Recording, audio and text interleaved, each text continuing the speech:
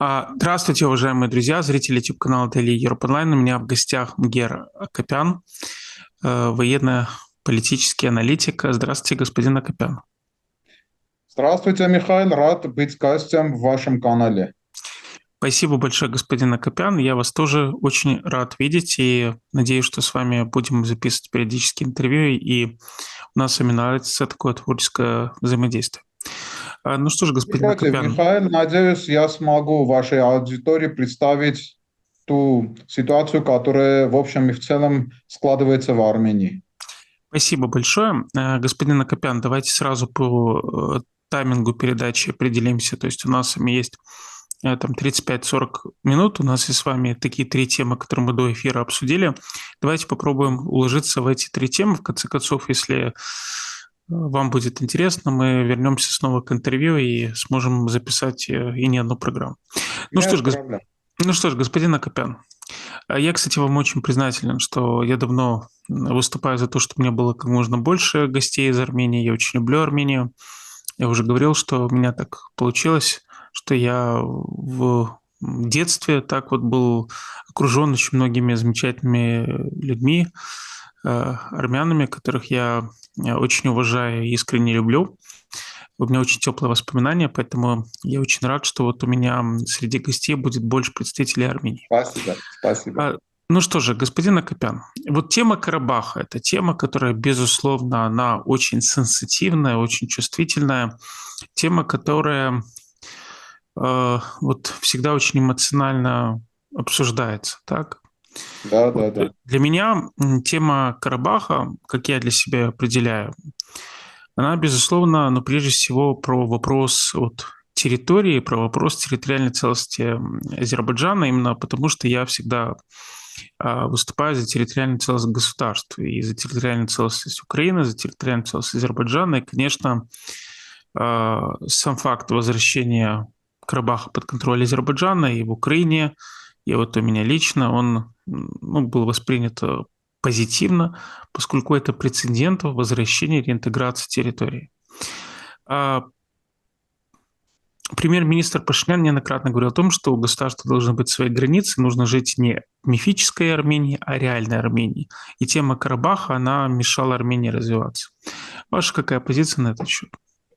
Спасибо за вопрос, Михаил. Как в некотором роде поставить, как в некотором роде поставить слушатель вашей программы, я Мгм. знаю вашу позицию относительно Карабаха, относительно войны на Украине и т.д. и т.п.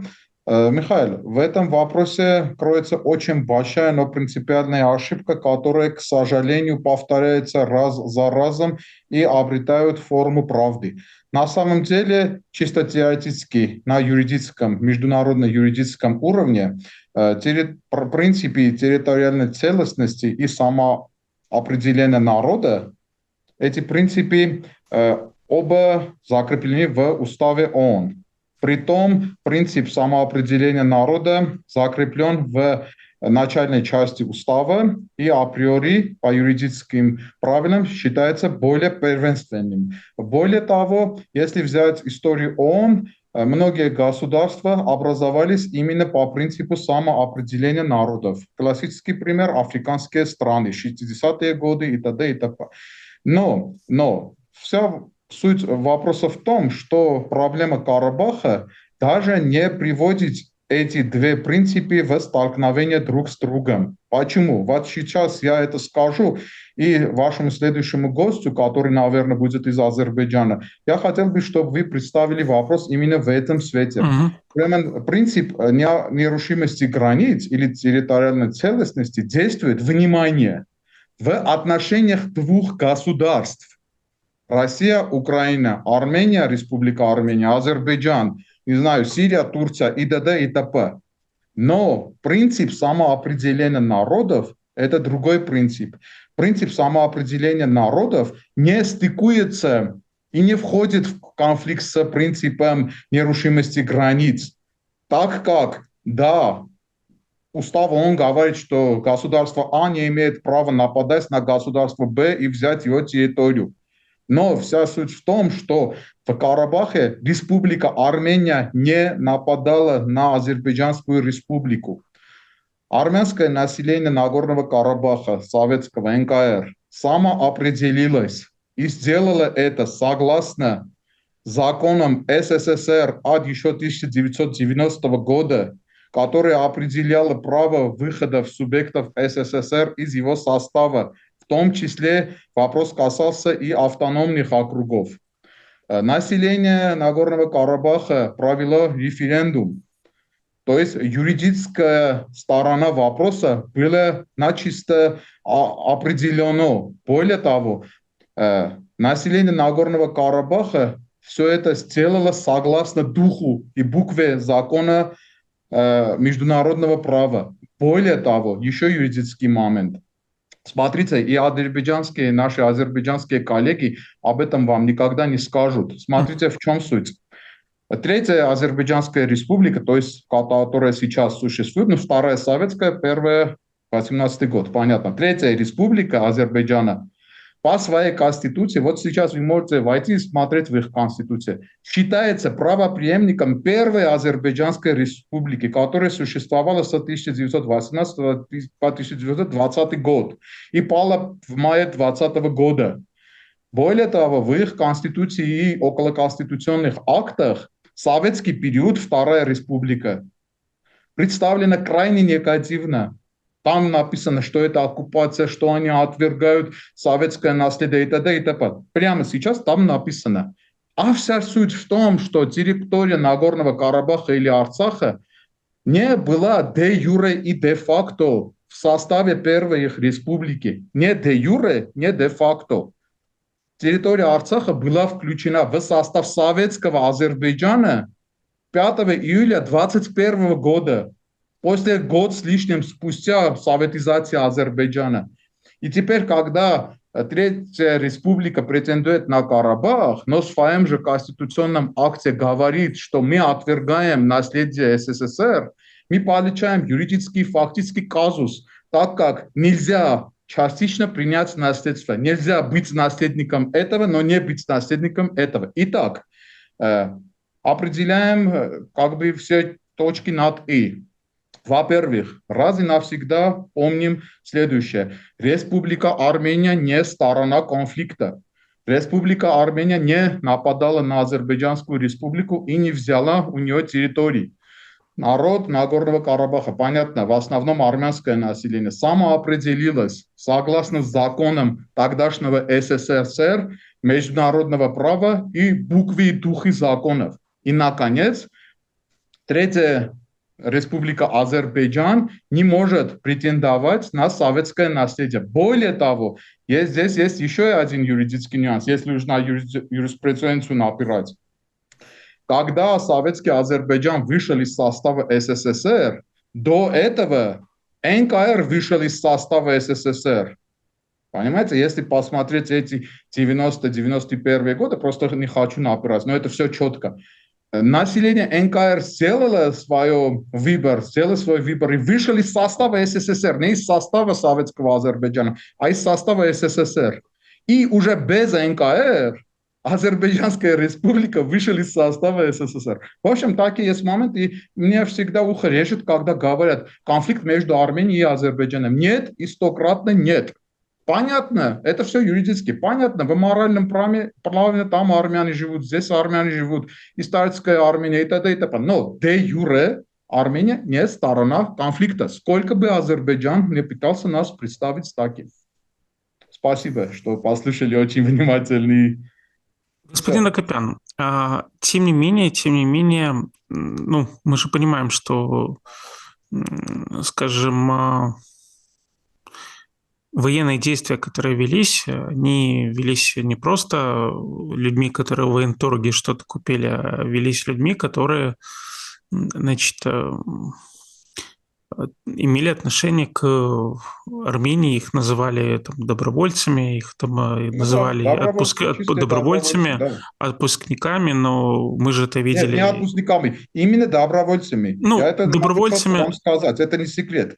Когда кто-то из территории Республики Армении, гражданин РА, высказал желание служить на территории НКР, Он подписывал некий документ, что он Да, но добровольно. вот смотрите, просто, как говорил Ленин, да, вот по форме все правильно, по существу издевательство. Мы же понимаем, что той же логики, ну, придерживалась, например, Россия, когда она оккупировала, аннексировала Крым, мотивируя тем, что там российских войск, собственно, нет, там есть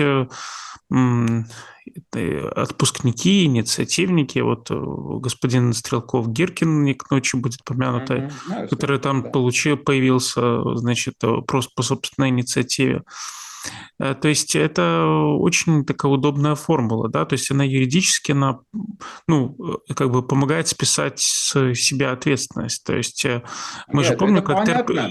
как Тер Михаил, я Петросян, извиняюсь, что перебиваю да, вас. я, Это простите, понятно. простите, еще один тезис. Мы же помним, как Тер Петросян выступал против вот этими добровольцами, собственно, в, скажем, угаре определенной победы говорил вещи, которые, ну, не совсем корректны с точки зрения этики и с точки зрения прав человека.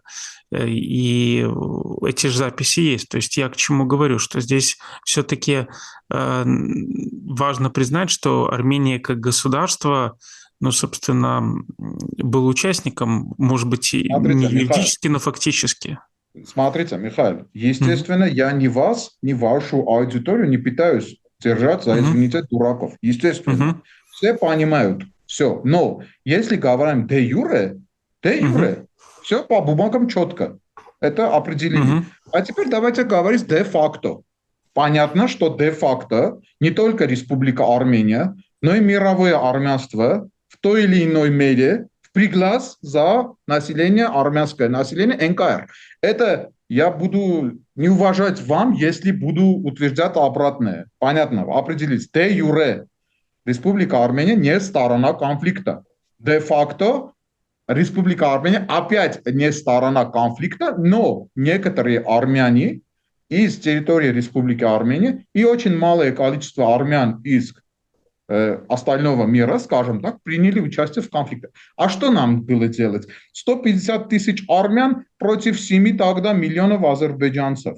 Притом армяне не имели ни вооружения, ни ничего, а азербайджанцам досталась целая Каспийская флотилия и гвардейская советская армия на территории Азербайджана.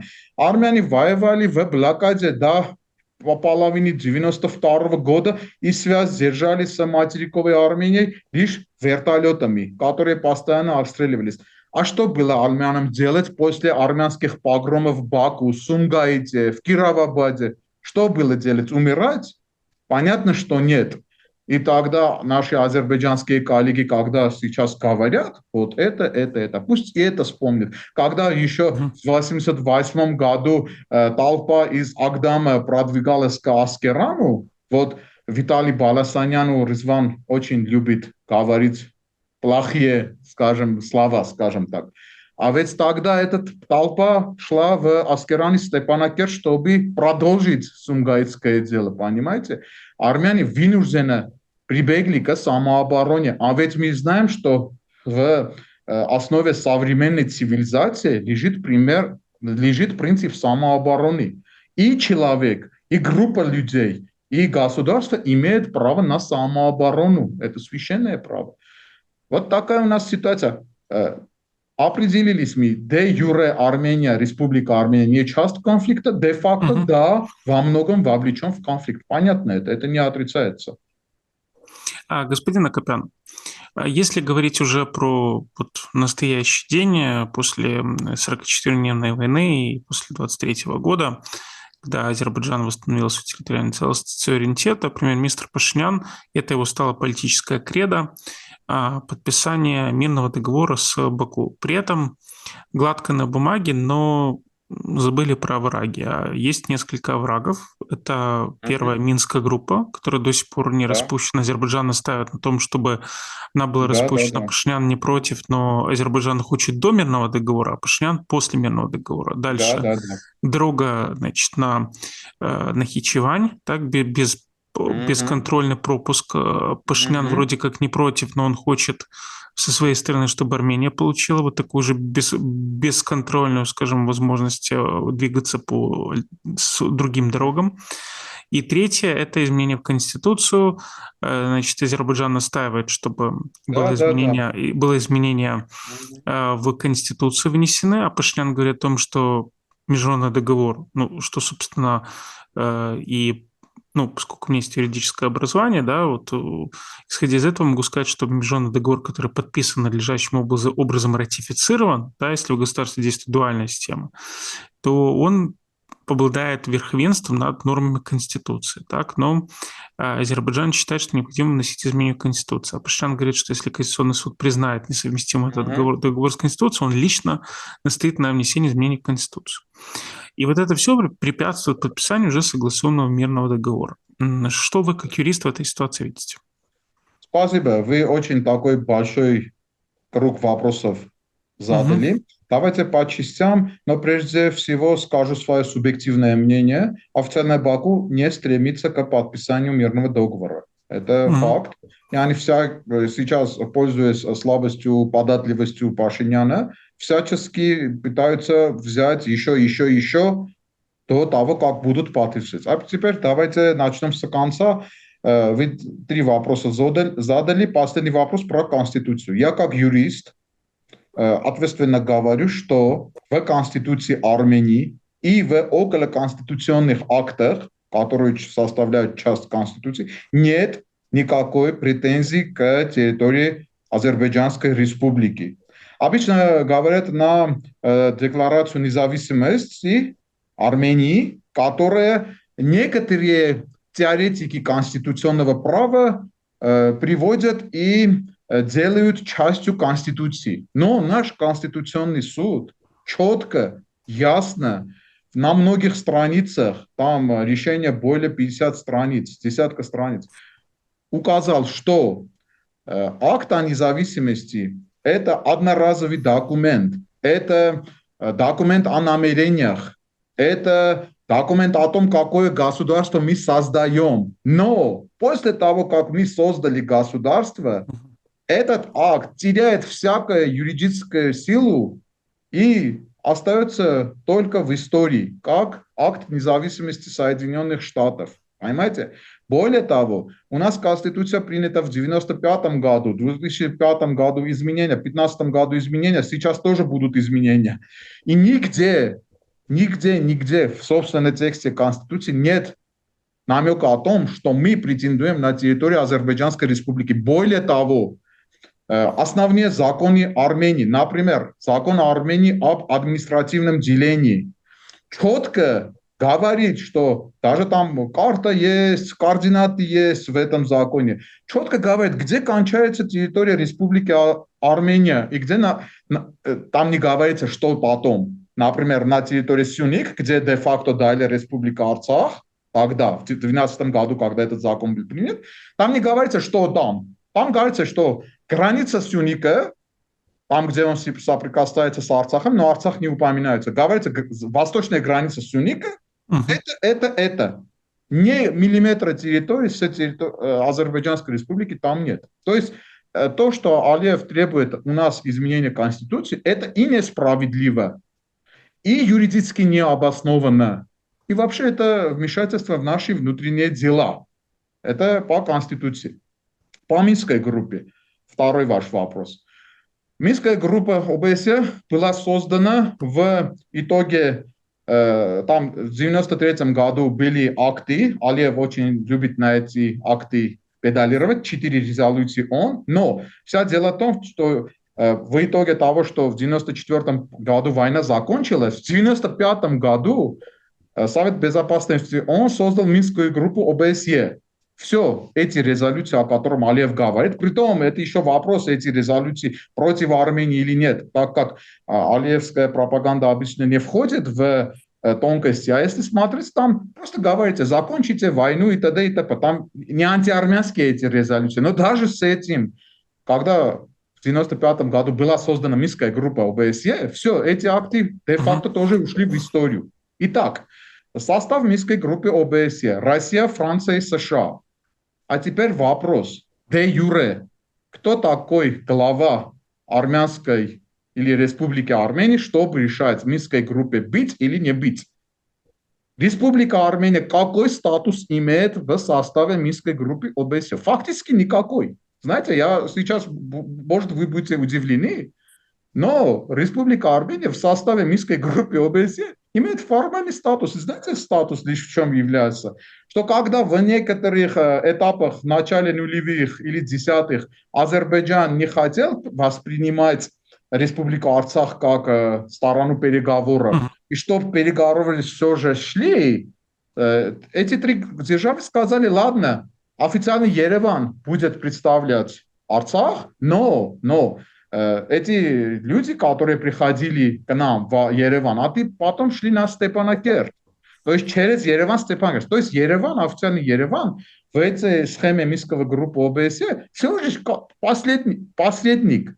Более того, он даже не имеет такого статуса, чтобы что-то решать. Он представляет, и все решили, что армия Арцаха представляет официальный Ереван. Всего лишь. Мгм. Понимаете? И теперь, когда режим Пашиняна решил, что все, вопрос Арцаха закрыт, это режим Пашиняна решил. Я как армянин имею свое мнение про все это, но об этом пока не будем распространяться, это оставим в стороне. Мгм. Я четко говорю, разве официальный Ереван имеет полномочию поставить вопрос о распуске Минской группы ОБСЕ? По-моему, не имеет. В какой-то момент эти трое держав могут сказать, а ты кто? Мы в свое время решили, что ты посредник. Ну да, 20 лет ты свою эту роль выполнял. Теперь что ты хочешь, чтобы мы не были? Мы будем. Иди своей дорогой. Понимаете? Это юридическая и политическая сторона. Политическая сторона имеет и другую подоплеку. А ведь Карабахский конфликт – это серьезный рычаг для влияния на Южном Кавказе, в том числе и на Азербайджан. Ну ладно, Армения сейчас слабо, понятно, все на нас влияют. А ведь, например, Макрон, которого Алиев днем и ночью пинает, Макрон скажет, нет, а почему Минская группа ОБСЕ должна быть распущена? У меня еще много вопросов. И здесь я вам еще что-то скажу. В 23 году, 17 ноября 23 года, Международный суд ООН обязал Азербайджан обеспечить безопасность армян в Нагорном Карабахе.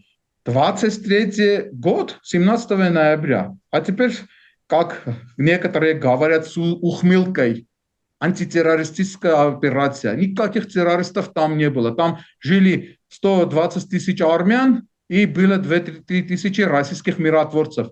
И фактически азербайджанская сторона начала полномасштабную войсковую операцию 19-20 сентября 23 года, дабы окончательно изгнать армян из Арцаха. И русские тогда нас не поддержали, потому что по уши вбили в болоте на Украине. А Баку этим воспользовался.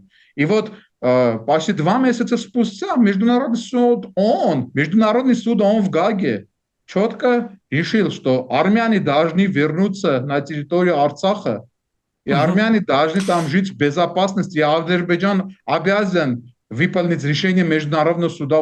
Я знаю, что сейчас многие, в том числе, извините, в том числе из ваших кассет с ухмылкой говорят, сейчас решает сила.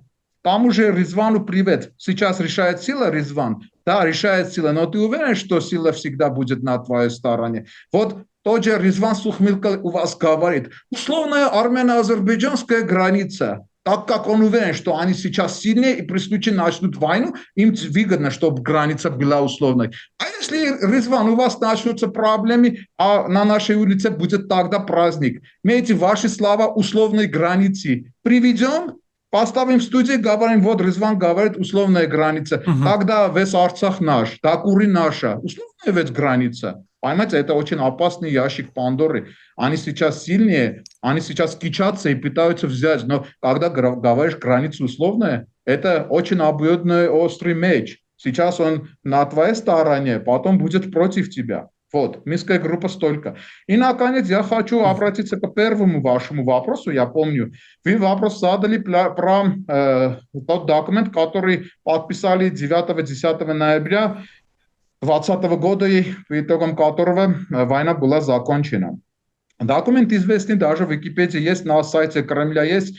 Естественно, мы, армяне, обожглись этим документом и неплохо ее изучили. Понятно, может, зритель это вообще не интересно, но этот документ разделили нашу жизнь до и после. Понимаете? То есть этот документ мы неплохо знаем. Вот смотрите, что говорится в этом документе. Наши юристы вообще имеют такой характер, скажем так. Мы должны посмотреть и на букву закона, и на дух закона. Понимаете? Юрист не должен быть буквоедом. Каждый закон имеет и дух. То есть для чего этот закон создан? Эту норму для чего? Вот, заявление от 10 ноября 2020 года. Для чего он был создан? Понятно для чего? Чтобы война была закончена, чтобы по определенным временным рамкам Азербайджан получил некие территории, чтобы остальные армяне жили на территории Республики Арцах или НКР, чтобы там держалось до 3000 российских военных, верно? И чтобы эти 3000 военных российских и 120-тысячное армянское население имело связь с материковой Арменией по Лачинской дороге.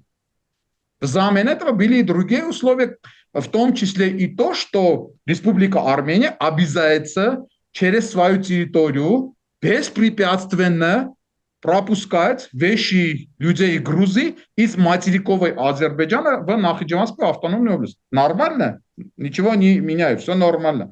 А теперь по духу закона смотрим. Где население 120-тысячного Арцаха? Где российские миротворцы, которые даже сейчас должны были быть там, так как решение это 5 лет заканчивается 10 ноября 2025 года. Скажите, пожалуйста. А теперь вот, смотрите, извините, Михаил, заканчиваю слово, просто ради общности. Да. Смотрите, Михаил, нас обокрали. Это как если ты идешь, хочешь купить машину, берут у тебя деньги, не дают машину, а потом говорят, а теперь принеси часть денег. Понимаете?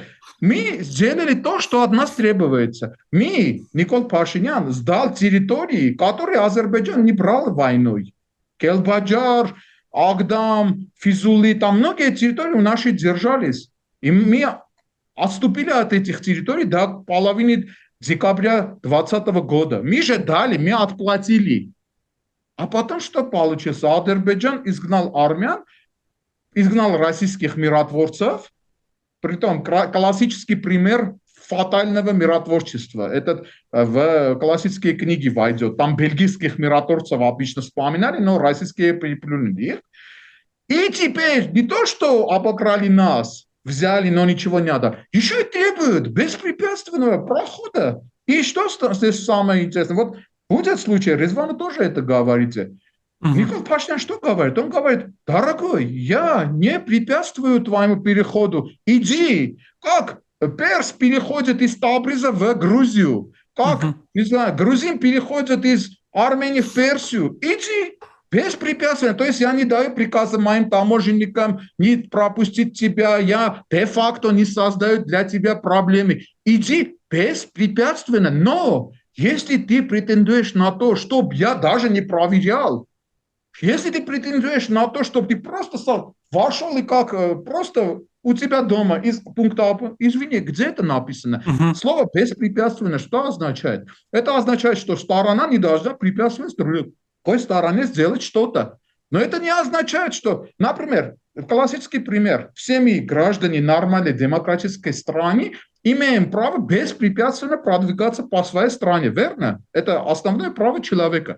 Но мы же не можем, скажем, войти в тюрьму, войти в особо охраняемые объекты.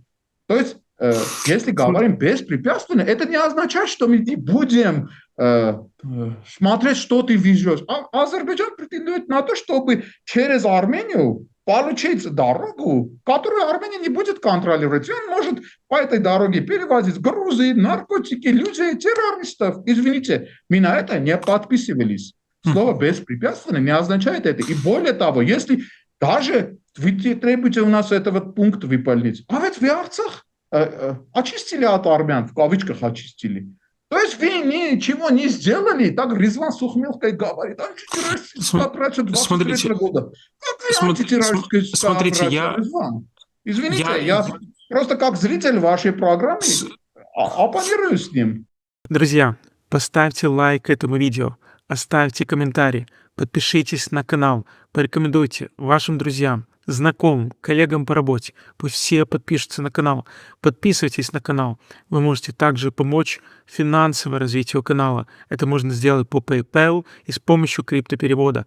Адрес PayPal кошелька прямо на ваших экранах. Хорошего вам просмотра. Смотрите, господин Акопян, я просто еще один вопрос задам в контексте этой темы, потому что у нас еще по поводу духовенства хотел задать вопрос. Так вот, я могу просто судить по Украине и Молдове. Если, например, вот Украина и Молдова благодаря миссии Европейского Союза, это факт, удалось создать общую границу. То есть вы подъезжаете на границу, вас одновременно проверяют пограничники молдавские и украинские, так, и таможенный контроль они либо вместе совершают, либо одна из сторон, ну, то есть, грубо говоря, убыстряется... или остальное? Не-не-не, на остальное, ну, конечно, на остальное. То есть то, что контролируется Молдова. То есть получается, что Молдова и Украина совместно заходят, вот, два пограничника, либо общий пост пограничный. То есть, чтобы человека проверили один раз. Один раз, да. То есть человека проверяют один раз, и все. Спустя второй не проверили. Да, то есть человека проверяют один раз, вместе, и все. Значит, вот, то есть, собственно, есть такой вариант, да, но вот, например, гости из Азербайджана говорят о том, что, речь идет о 40 километров, то есть это просто дорога, то есть это взял, проскочил, это 20 минут, собственно, там ничего нет, и учитывая, количество коммуникаций с Нахичеванем, значит, необходимо обеспечить быстроту коммуникации, чтобы это было без постоянной... проблема? 5 минут будет проверять, потом 40 километров пройдешь, и все. Какие проблемы? Нет, смотрите, здесь вопрос не в 40 километрах, вопрос не в километрах, хоть 40 метров. Азербайджан, знаете, честно, вот я вам честно скажу, Азербайджан сейчас пытается говорить с Республикой Арменией как с несубъектом. То есть они все, например, если вы на речь Алиева посмотрите, он пытается представить ситуацию так, что Армения капитулирующая страна, как Германия после Первой мировой войны, все, конец, что мы скажем, то вы сделаете. И податливая политика официального Еревана здесь поджигает аппетит Алиева, понимаете?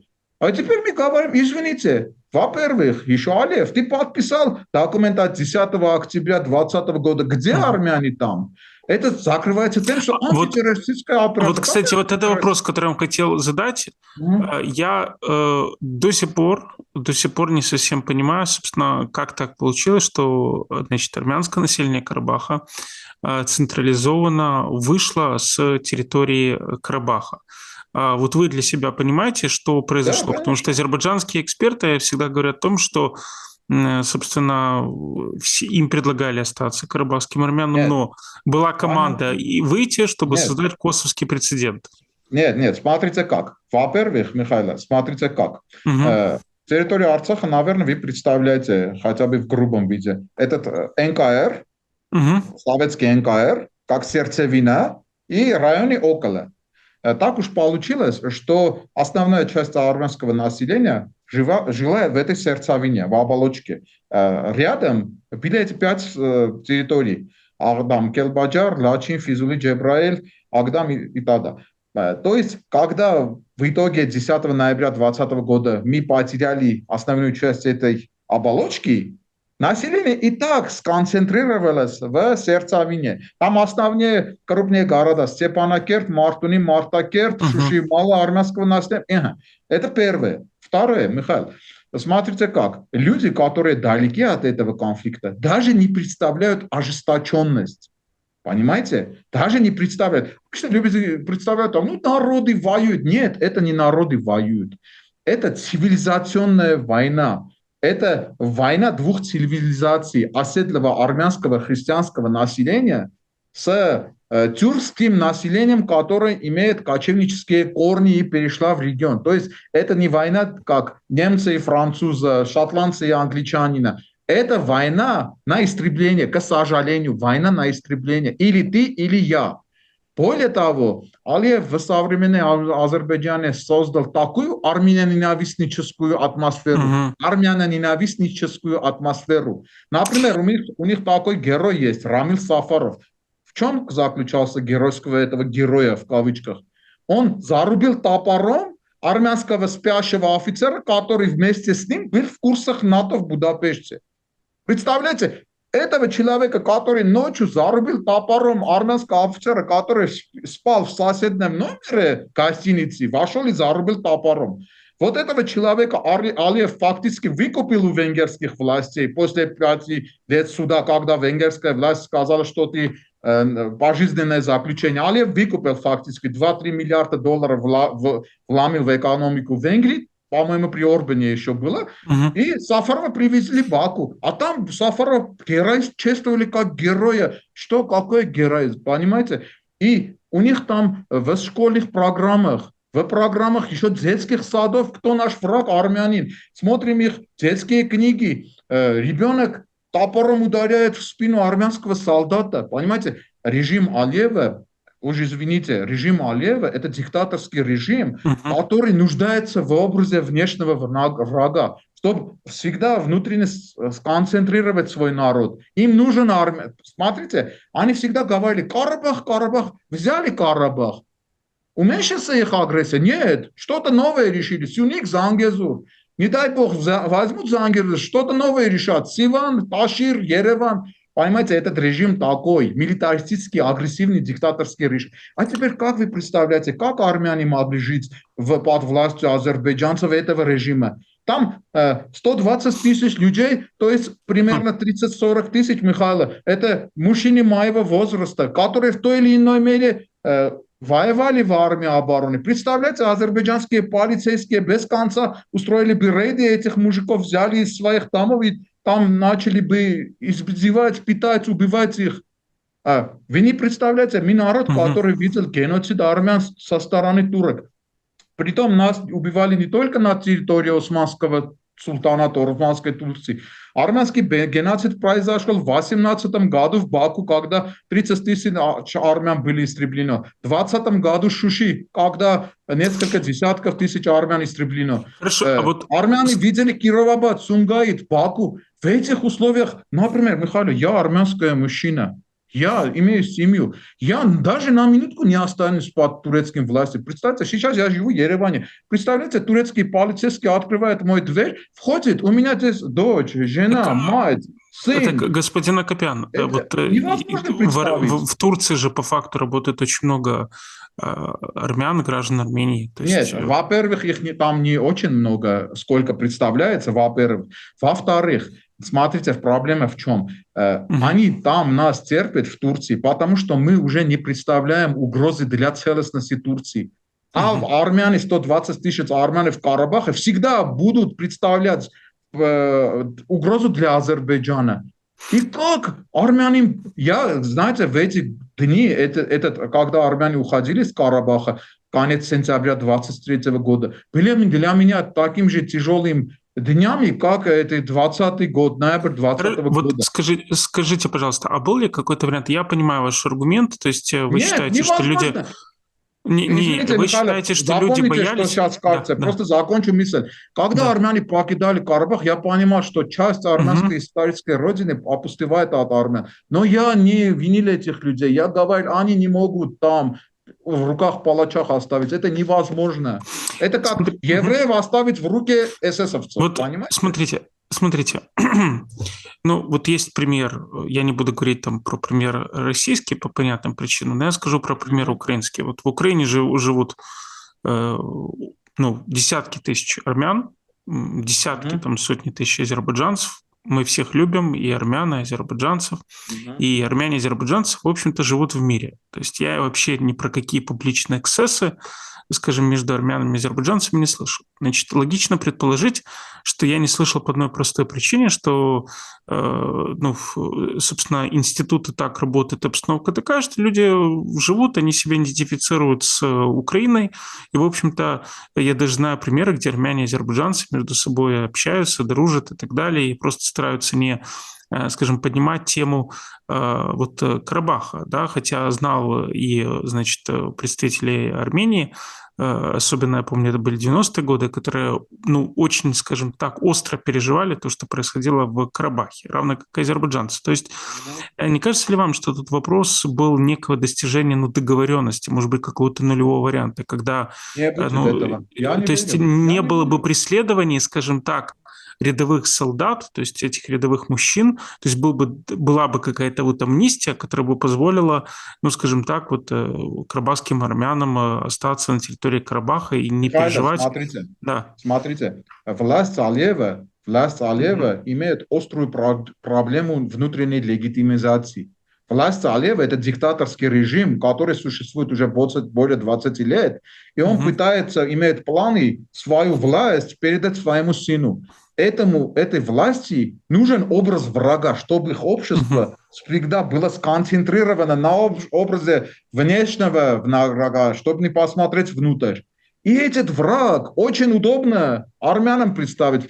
Тем более после успешной войны Алиева 2020 года, понимаете, все приводит к тому, что даже на минуту, на йоту не будет антиармянская политика. Более того, вы уморали голодом армян. 10 месяцев армяне, как в Ленинграде, держались в голоде, вы знаете, в Карабахе.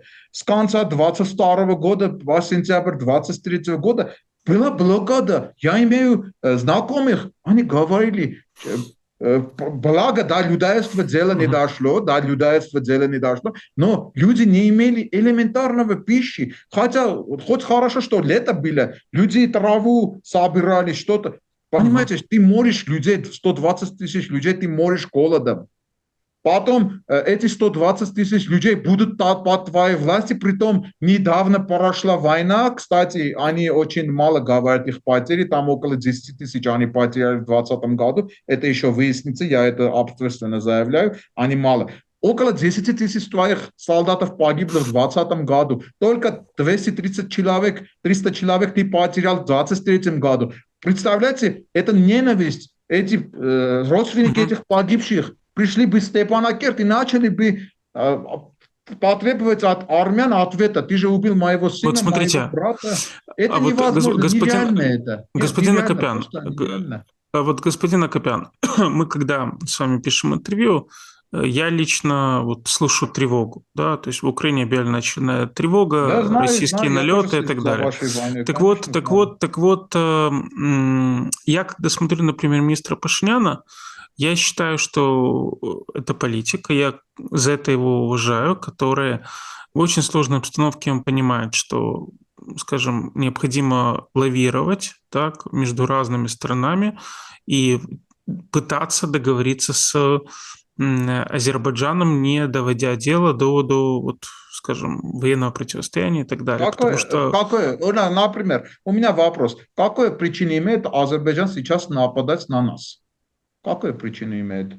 Чтобы еще и Никол Пашинян не довел дело до войны. Вот, знаете, вы говорите вещь, которая кажется привычным, но когда смотрим в детали, по какой причине Азербайджан сейчас должен нападать на Армению? ну, я вам отвечу. То есть, когда между странами нет вообще никаких отношений, то вот велик соблазн, как вы говорите, да, вот для того, чтобы, значит, укрепить внутреннюю власть, то есть кому-то, значит, начать некую там агрессивная война, международное небольшую да, победоносную международное войну. преступление. То ли Армении, то ли Азербайджана. Соответственно, если между странами есть мирный договор, есть инвестиции, работает экономика, развиваются отношения, люди ездят туда-сюда, то тогда в этой ситуации создается климат, который делает войну не то чтобы невозможной, но минимизирует риски, связанные с возобновлением военных действий, я бы сказал так. Ну да, в общем, да.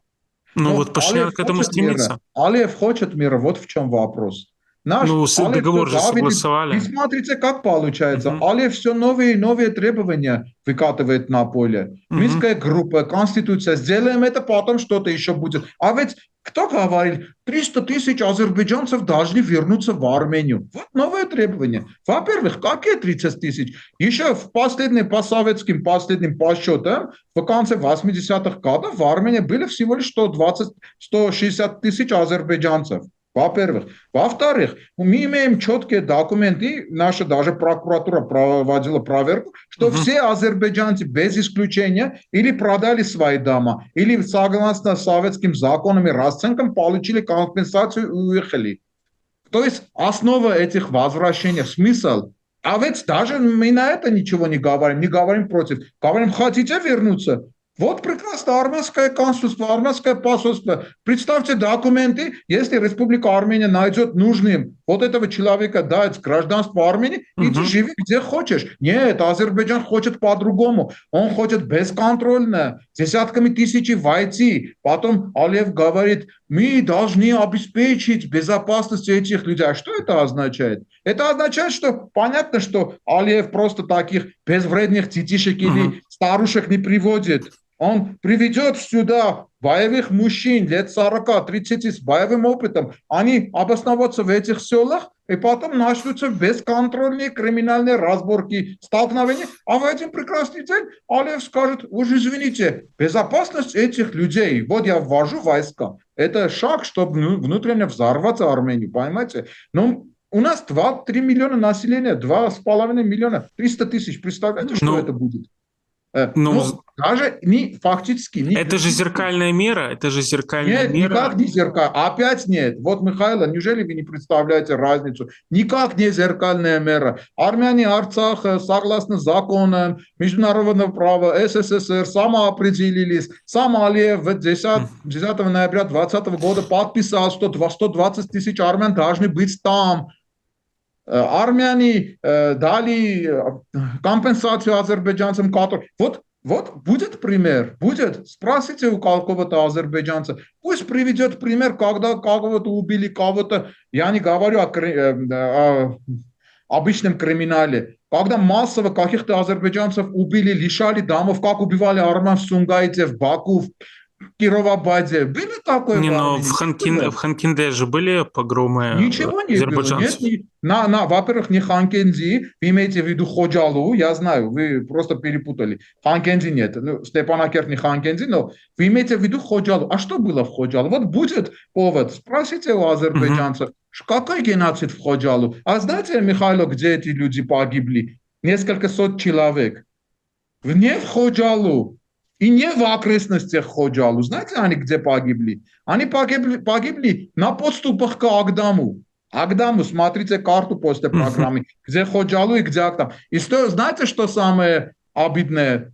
Тело нашли на территории, которая тогда была под азербайджанской властью. А теперь кричат геноцид в Ходжалу. Вот когда кто-то будет сказать геноцид в Ходжалу, простой вопрос. Где нашли трупы этих нескольких сот людей? У Агдама, которая тогда была под контролем азербайджанских властей. Более того, их президент Буталибов там дал интервью, который сказал, что это национальный фронт, устроил резню этих людей, чтобы меня скинуть из власти в Баку. Армяне имели в феврале 1992 года столько ресурсов, чтобы... Вы представляете географию какая? Шуши еще в руках азербайджанцев, Степанакерт под бомбежком.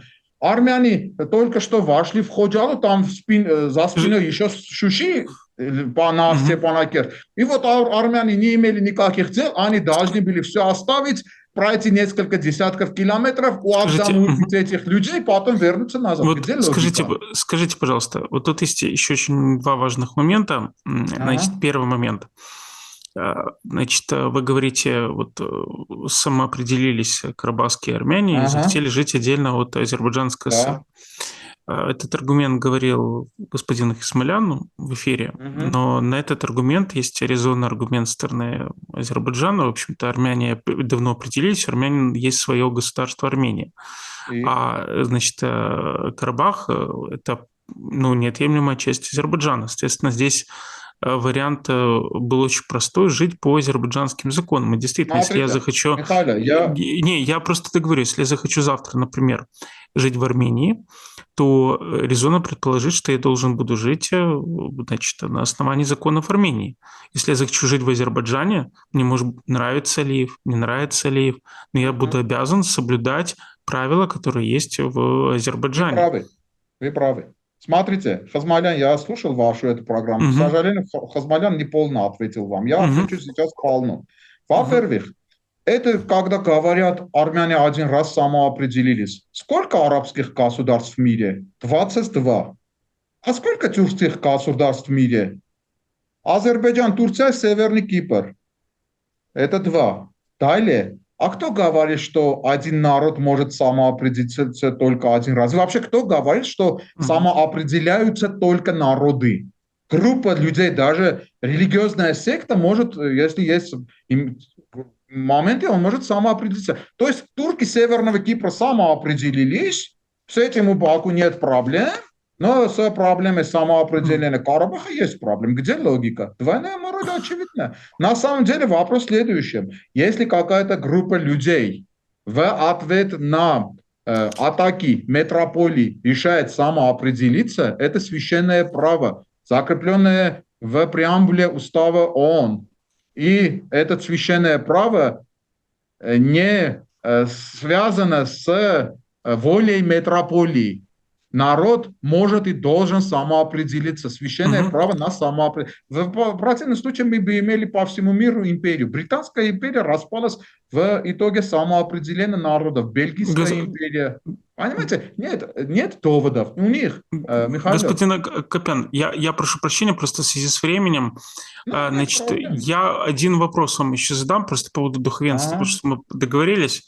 Так все-таки вот это противостояние между Эчмиадином и Пашиняном, вообще Пашинян, ну, на мой взгляд, значит, совершил очень странное, то есть сделал странное заявление на Фейсбуке, даже сегодня его, ну, я не буду брать скабрезные вещи, когда он порекомендовал, значит, идти заниматься, значит, определенным делом Баграту Галстыняну, но меня другой заинтересовал. Да, женой дядя. Меня, ну, это не скабрезные вещи, недостойные главы государства любого. Но даже дело не в этом. Он написал следующее, премьер-министр Пашинян.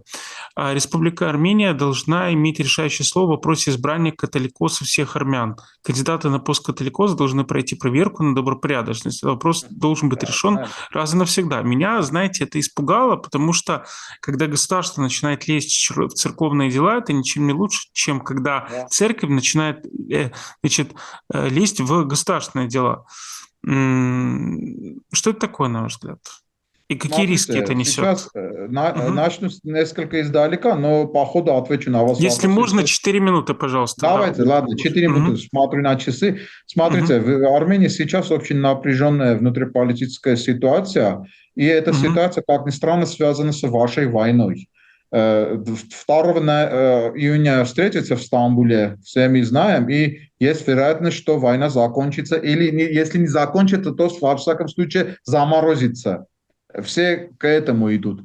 И в этом случае как бы все априори понимают, что если на Украине что-то закончится, не получивший свое Россия будет активизироваться уже на этом фронте. А ведь на Южном Кавказе Россия за это годы многое потеряла. Потеряла базу в Арцахе, проблемы с Азербайджаном, проблемы в Армении, там здесь ставится даже вопрос 102-й базы, понимаете? И кроме этого, своей внутренней политикой, к сожалению, Никол Пашинян многое теряет, денег мало, экономика в проблемах, понимаете, вопросы безопасности, все это бесконечные уступки Азербайджана, которые нашу национальную самолюбие удар наносит на нашу... Понимаете, все это на его рейтинг очень четко влияет, и он думает, что когда на Украине что-то закончится или заморозится, придут в эту сторону. А ведь не секрет, что оппозиция во многом опирается на российские силы, понимаете? И его эта нервозность, при том его жена тоже очень неплохо... Там плохие посты на Фейсбуке делает, все 2 дня уже в Армении это обсуждаем. Все эта нервозность говорит об этом, что он без того выборы через год у нас, и даже без этого выборы. В общем, очень напряженная внутриполитическая ситуация, и власть Пашиняна чувствует угрозу. Это так. Далее, по церкви. Церковь – это религиозная структура, притом армянская апостольская церковь для армян имеет сакральное значение. Я даже не могу описать, как мы принимаем в ходе нашей истории и т.д. и т.п. И эти нападки на церкви очень плохо на это влияют. И, в общем, нервозная ситуация, не знаю, мы тоже вот смеемся на Фейсбуке, делаем шутки, но на самом деле это трагедия, когда глава государства так ведет. Ну, не знаю, посмотрим, что будет. Надеюсь, уложился в рамки. Господин Акопян, я вам очень благодарен за очень интересное интервью. Мне предельно приятно, что мы с вами познакомились. Я буду вам предельно признателен, если в будущем вы тоже будете давать интервью. У меня гости приходят, и я, повторюсь, я с огромным уважением отношусь и к Азербайджану, и к Армении, и к Соединенным Штатам Америки, и к любой стране. И здесь я очень рад видеть экспертов из Армении. Приходите, пожалуйста, почаще. Я буду только рад, чтобы вы высказывали свою позицию. Мне очень важно слышать разные позиции, и чтобы зрители их тоже слышали, и пусть со скрепом, но их выслушивали. Это вообще очень важно. Не находиться в своей какой-то мыльной бульбашке, а слушать альтернативные точки зрения. Огромное спасибо. Дайте мне одну минуту и скажем, и вам очень спасибо. Вы очень терпеливо слушали меня. Спасибо, это очень признательно я этому. Извиняюсь за мой несколько корявый русский. Все же учтите, что это не мой родной язык. Если кто-то будет смеяться над моим русским, пусть помнит, что точно не так говорит на армянском, как я говорю, действующий юрист. Просто я столько могу на русском говорить, мы об этом тоже говорили. Очень приятно с вами пообщаться, Михаил. Если честно, я давно ваш зритель. И всегда я хотел с вами пообщаться. Вот мы нашли очень хороший повод.